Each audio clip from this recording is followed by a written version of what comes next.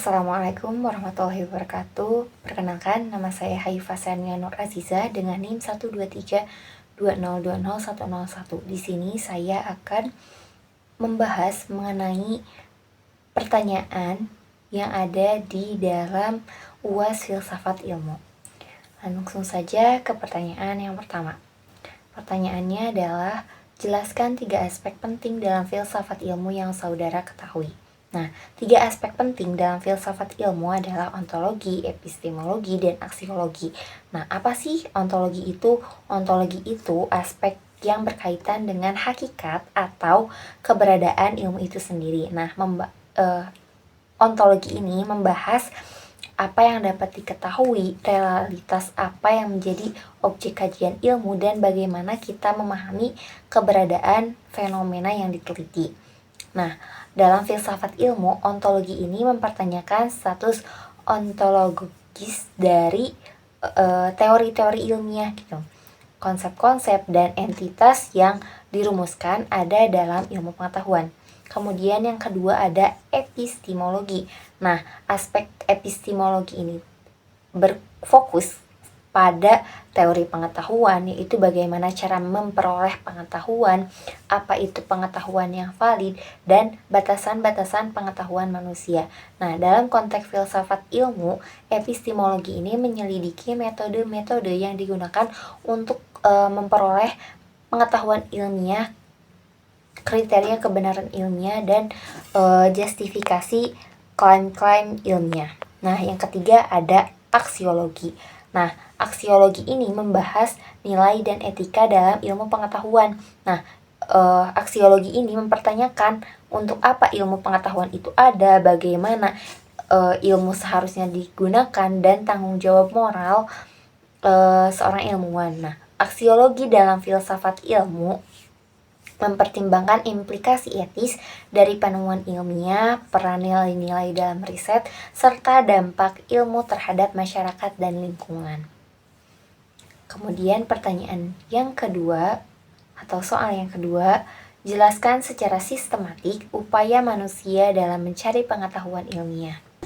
Upaya manusia dalam mencari pengetahuan ilmiah ada beberapa sistematik. Yang pertama, observasi dan identifikasi masalah. Proses dimulai dengan pengamatan fenomena atau masalah di dunia nyata. Observasi ini dapat memunculkan pertanyaan atau ketidakteraturan yang mendorong keingintahuan. Kemudian ada perumusan hipotesis. Berdasarkan observasi, manusia merumuskan hipotesis, yaitu dugaan sementara atau penjelasan tentatif terhadap fenomena yang sedang diamati. Hipotesis ini harus dapat diuji. Kemudian juga ada pengumpulan data.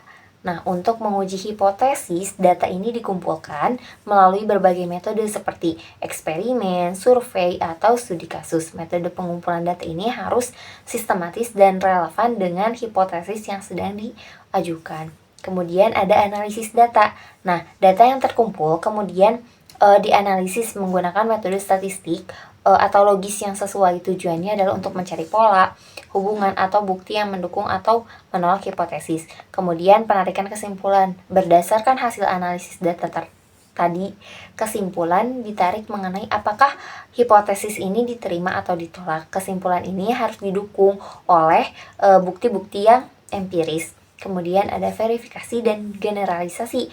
Nah, jika hipotesis ini terbukti konsisten melalui berbagai pengujian, nah ia ini dapat berkembang menjadi teori. Teori adalah penjelasan yang lebih komprehensif dan telah teruji secara luas gitu. Kemudian ada yang terakhir, publikasi dan komunikasi.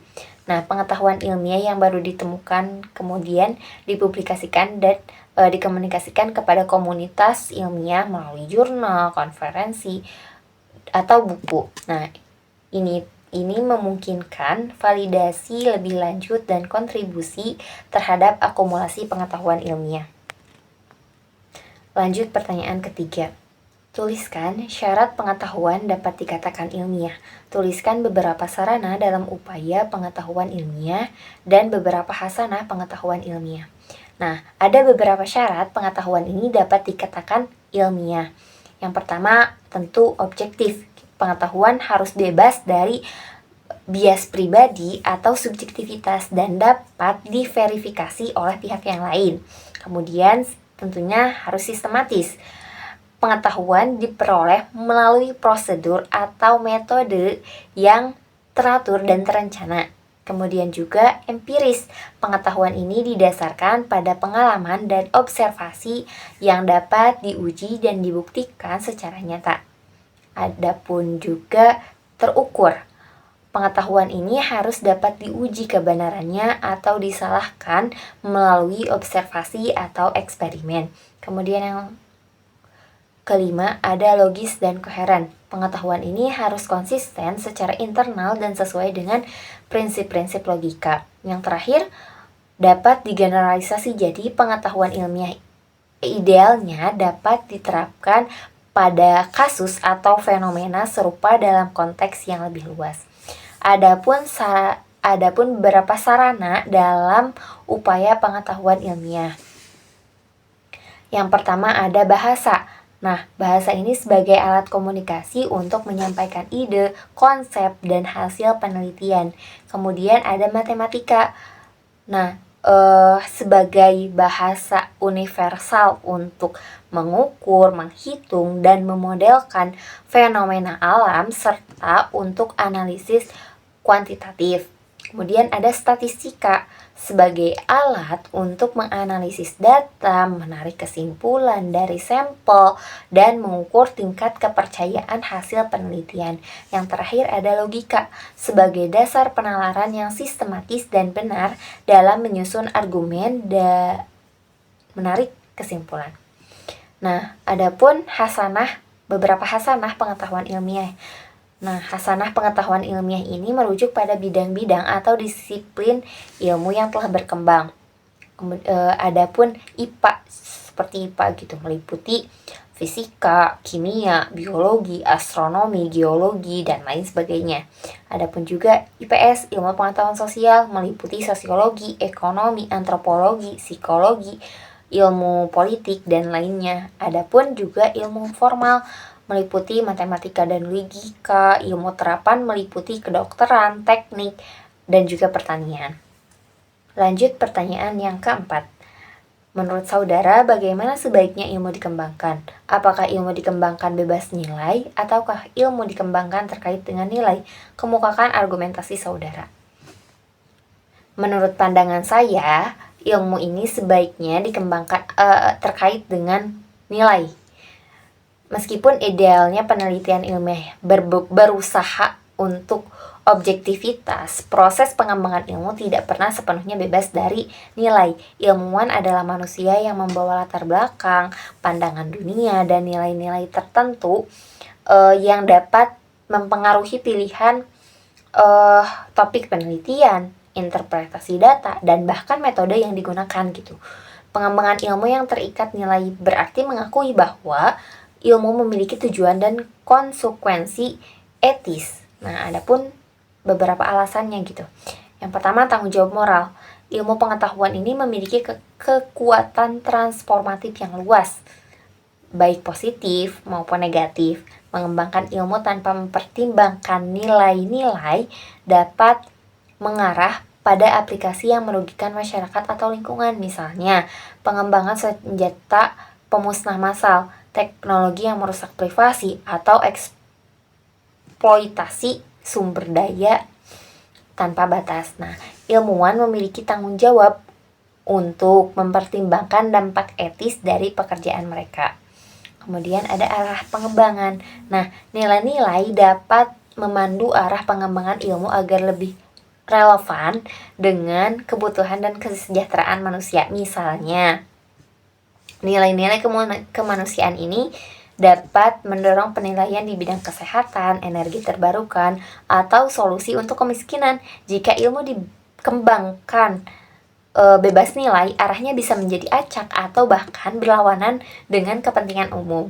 Kemudian juga ada legitimasi sosial, yang mana kepercayaan publik terhadap ilmu pengetahuan akan menurun jika ilmu dianggap tidak mempertimbangkan etika atau digunakan untuk tujuan yang meragukan. Pengembangan ilmu yang terikat nilai ini akan meningkatkan legitimasi sosial dan dukungan masyarakat terhadap sains. Kemudian yang terakhir ada pembatasan etis. Terkadang ada batasan etis terhadap apa yang boleh atau tidak boleh ditelitinya gitu, terutama dalam bidang yang melibatkan subjek manusia atau hewan. Nilai-nilai moral membantu menetapkan batasan-batasan untuk mencegah praktik penilaian yang tidak etis, dikarenakan kan yang tadi disebutkan gitu ya, ada beberapa yang tidak boleh diteliti. Nah, nilai moral ini membantu dalam menetapkan batasan-batasannya. Nah, meskipun demikian, penting untuk membedakan antara terikat nilai dengan subjektif atau ideologis. Terikat nilai tidak berarti ilmu harus didikte gitu oleh ideologi tertentu, melainkan bahwa pertimbangan etis ini harus menjadi bagian integral dari proses ilmiah, mulai dari perumusan pertanyaan, penelitian, hingga aplikasi hasilnya. Tujuannya adalah untuk memastikan bahwa ilmu pengetahuan berkontribusi pada kemajuan yang bertanggung jawab dan berkelanjutan bagi umat manusia. Lanjut pertanyaan yang kelima. Dari aspek metodologi, apa perbedaan pendekatan kuantitatif dengan kualitatif dan bagaimana kontribusinya terhadap pengembangan ilmu pengetahuan? Adapun beberapa perbedaan pendekatan kuantitatif dengan kualitatif.